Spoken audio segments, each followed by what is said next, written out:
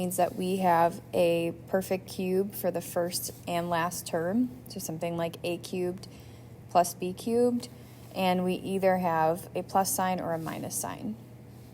So when we are factoring, we follow this kind of shorthand method or a shortcut method when we factor difference of cubes.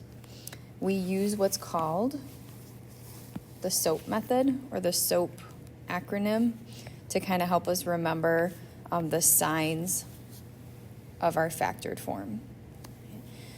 So each letter in there stands for which sign we're going to take.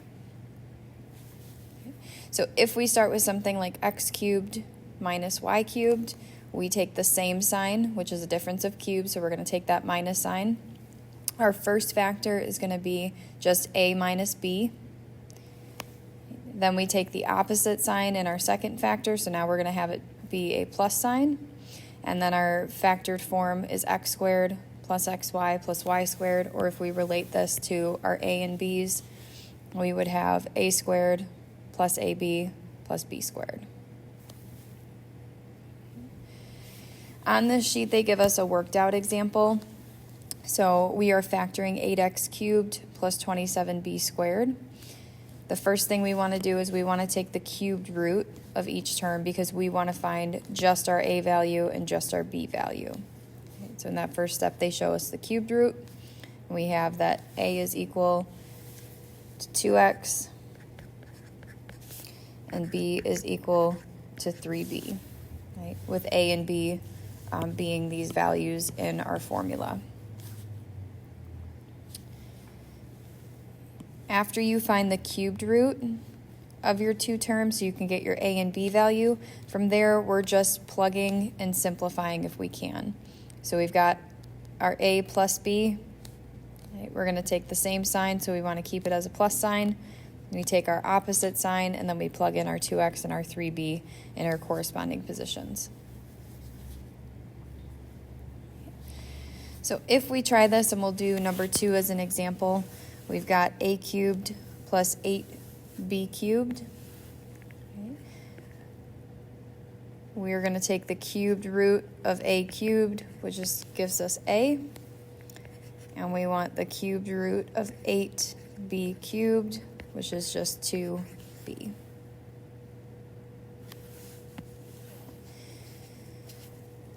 So if we want to go factor this, right, we're using a and 2b as our two terms. We keep the same sign. We're going to do a squared for our first term. We're going to take the opposite sign. We're going to multiply a times b together, so a times 2b. And then our last sign is always positive, and we need b squared.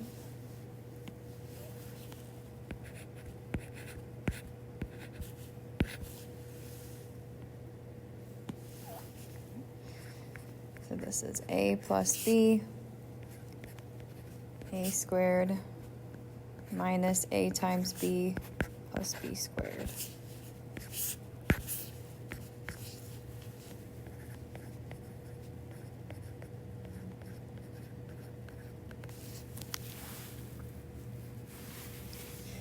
So the last thing we need to do is simplify if possible. We're going to leave our a plus 2b alone. And then we have a squared minus 2ab plus 4b squared. We can't simplify anymore inside of our factors, so we have our final answer of a plus 2b times the quantity a squared minus 2ab plus 4b squared.